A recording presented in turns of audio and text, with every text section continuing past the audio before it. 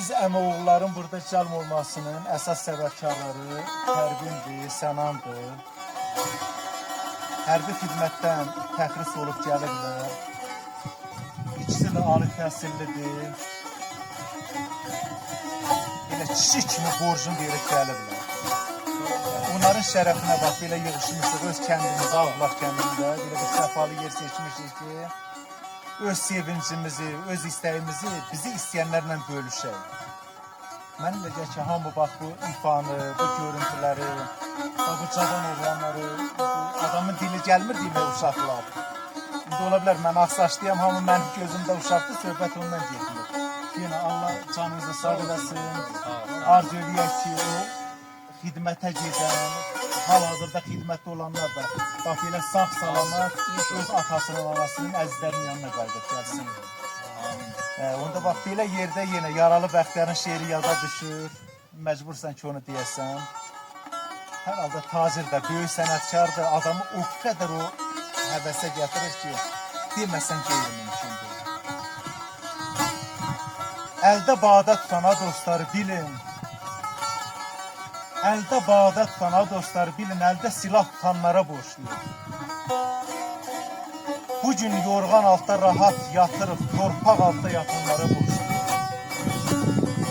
Ruzumuz, tuzumuz, dadımız varsa, çörəyimiz varsa, şadımız varsa, ocağımız varsa, odumuz varsa, özün oda atanlara borçluyum.